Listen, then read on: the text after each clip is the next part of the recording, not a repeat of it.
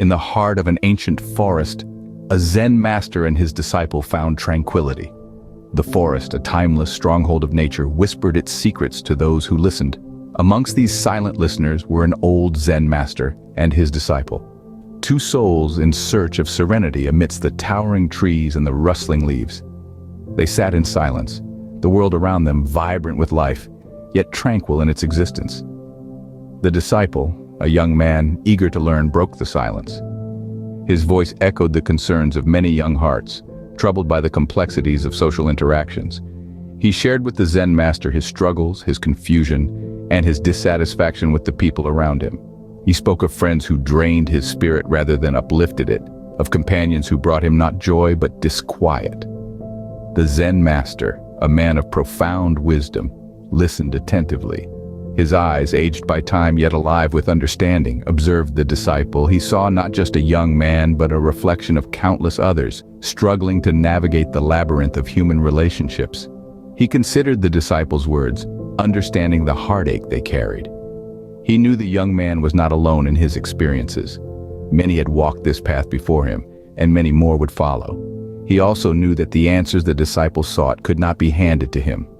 They had to be discovered, understood, and internalized.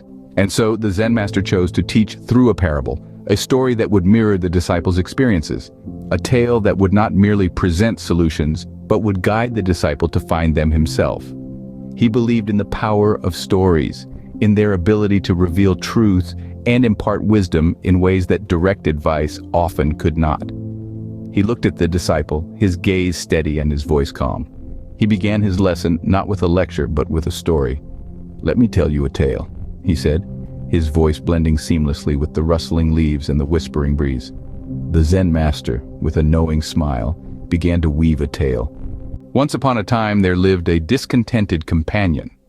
Our tale begins in a peaceful village where the Zen master and his disciple resided. The master, in his infinite wisdom, often shared parables to impart life's profound lessons. Today was no different. "One day," began the master, "a discontented companion joined our village. He was unlike the others. He had a cloud of gloom that followed him everywhere and a frown that never seemed to leave his face. He was always unhappy, always complaining. Nothing ever seemed right to him." The master continued, "The sun was too hot, the wind too cold, the food too spicy, or the water too bland.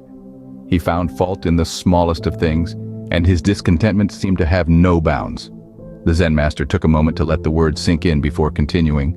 "His constant dissatisfaction began to affect the atmosphere of our harmonious village. His negativity spread like a wildfire, touching everyone and everything in its path. Laughter became scarce, and smiles began to fade. The once vibrant village was now a shadow of its former self." His voice echoed in the silence. The discontented companion's negativity was not merely his own. It was contagious, infecting those around him. His constant complaints and criticisms began to influence the villagers' perspectives. They started to see the world through his discontented lens, finding faults where there were none before. The disciple listened attentively, absorbing the master's words. "What happened then, master?" he asked, curiosity twinkling in his eyes. "The discontented companion's negativity was contagious," the master replied, his voice deep and resonant. "It spread throughout the village, poisoning all those around him. The joy and peace that once filled our village were replaced by an overwhelming sense of discontentment and negativity." The master's words hung heavy in the air, a stark reminder of the dangers of negativity. The discontented companion's negativity was contagious, poisoning all those around him. In the same village there was an ungrateful acquaintance.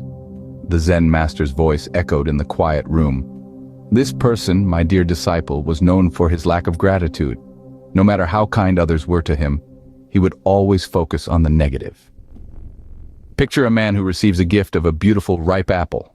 Rather than appreciating the sweetness of the fruit, he complains about the tiny bruise it bears.